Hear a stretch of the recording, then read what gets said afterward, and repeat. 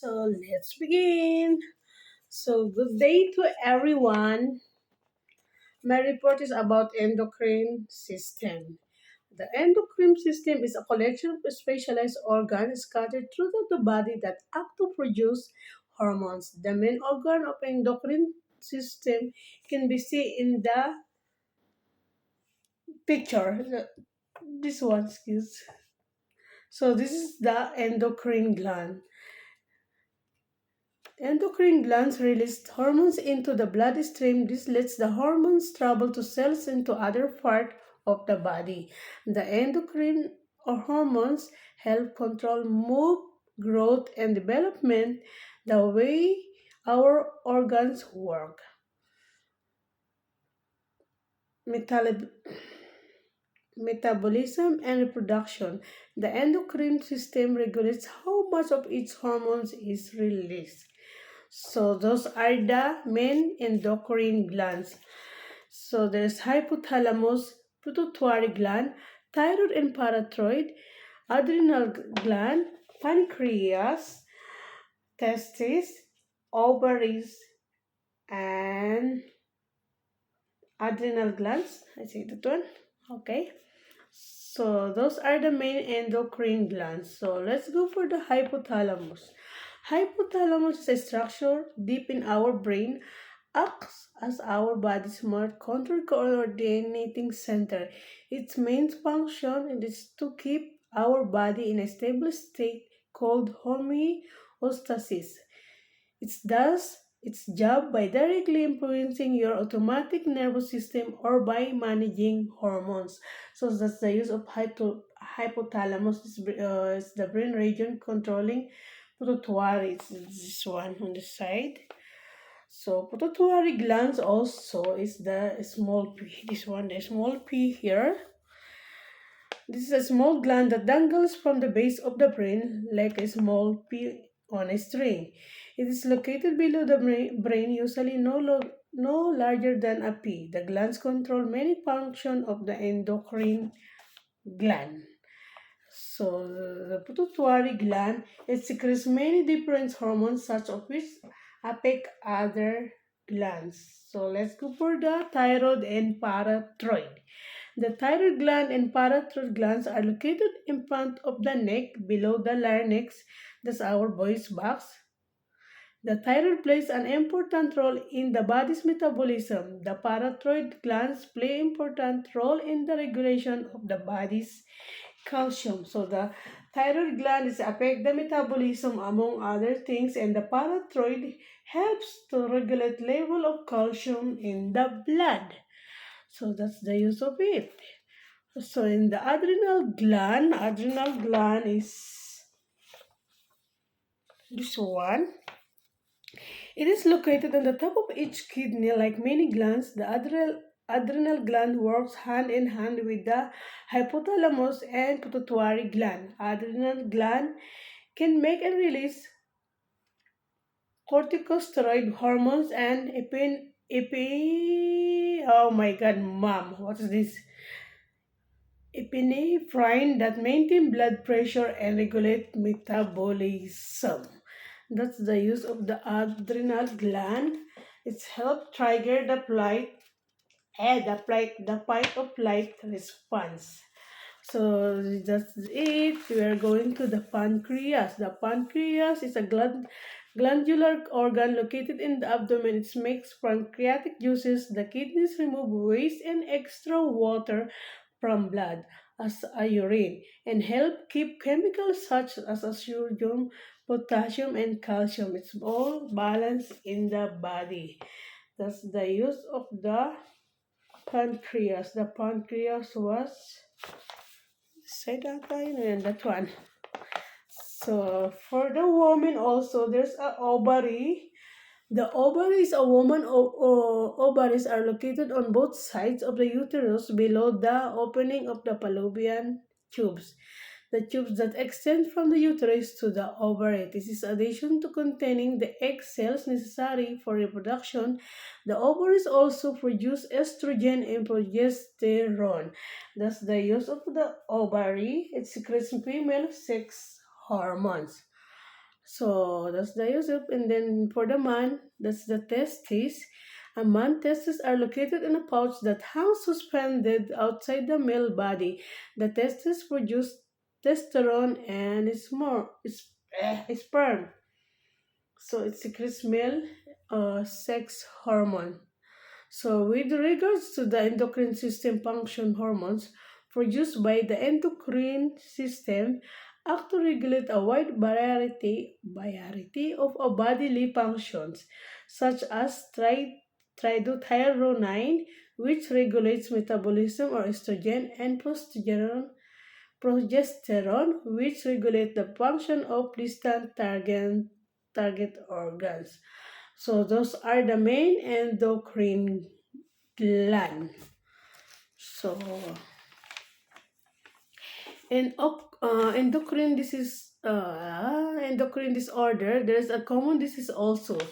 An endocrine disorder results from the improper function of the endocrine system, which includes the glands that secrete hormones, the receptors that respond to hormones, and the organs that are directly impacted by hormones. At any one of these points, dysfunction can also also can cause wide-ranging effects on the body. Some of the most common type of endocrine disorder include menopausal, diabetes, Addison disease, Cushing disease, Graves disease, procalcinoma, and cancer of endocrine glands. That's the common disease that the endocrine can give to us. I don't know. Tama ba ako? Oh my God. So, what's the cause of an endocrine disorder? An endocrine disorder most often the result of hormone imbalance, a condition characterized by a gland producing too much or too little of a hormone. This imbalance can be caused by issues with the endocrine's feedback system. It means job is to keep hormones in the body perfectly balanced, but it can malfunction and cause an imbalance. The imbalance like the genetic disorder, infection or disease, injury to an endocrine gland can also occur. Ano ba? Can also cause as result of nodules or tumor developing in the endocrine system, while it's rare for endocrine nodule or lump to be cancerous. That's the cause of endocrine disorder. So the symptoms of an endocrine disorder is while its endocrine disorder has onset of symptoms, some of the most common symptoms found among many of them include mood swings, fatigue, weakness, unintended weight fluctuations, changes in blood glucose levels or cholesterol level. So that's the symptom of it. So how is an endocrine disorder diagnosed? Diagnosing an endocrine disorder is a complex process as the endocrine system is an interconnected structure that regulates many different bodily functions like growth, metabolism, and reproduction. If your physician asks you, we have an endocrine disease, you may refer to the endocrinologist. This is a specialist will likely order specific testing to confirm a diagnosis such as they will make an urinalysis, blood testing, fine needle aspiration, ultrasound, there's a CT scan, MRI scan, or the PET scan, computerized tomography, that's the CT scan, and magnetic resonance imaging is MRI. Progesterone emission test is the PET. So that's it. So how is an endocrine disorder be treated? So teams of skilled endocrinologists and supportive care specialists delivered Deliver world-class treatment for endocrine disorder. Treatments varies widely depending on the type of disorder. You have as each one unique disrupt the endocrine system. Treatment may involve medication to rebalance hormones and treat symptoms, chemotherapy and or radiation therapy for patient. Radiation therapy for patient with cancerous tumor of the endocrine gland, or to surgery to remove a tumor on a gland that is affecting hormone production. So that's it, and how to keep balance your endocrine system healthy. You just got plenty of exercises, eat a nutrition diet, go for regular medical checkups, talk to the doctor before taking in supplements of herbal treatments.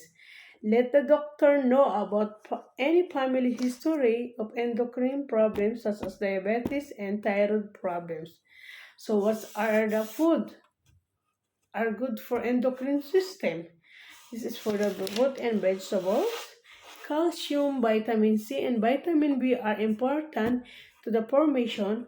Leafy greens like cal, like kale, spinach, broccoli, turnip green, mustard green, and asparagus are always a good place to find vitamin and mineral. So this one we need to take care of it because this is dangerous when the other one is hmm, done na. What's done na? Everything will be vanished na. It will be not good condition. So the trivia of my report is a traditional Chinese healer practiced endocrinology more than 2000 years ago. Wow, that's so long.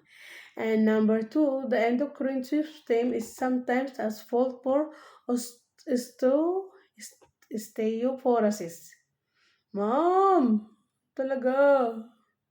The term hormone is only about a century old. Not all hormones come from endocrine system. And number five is diabetes was only diagnosed by testing urine. So that's my report about it. Sorry for my mistake pronunciation. So enjoy. We'll see what we will gonna know about the endocrine system. Thank you.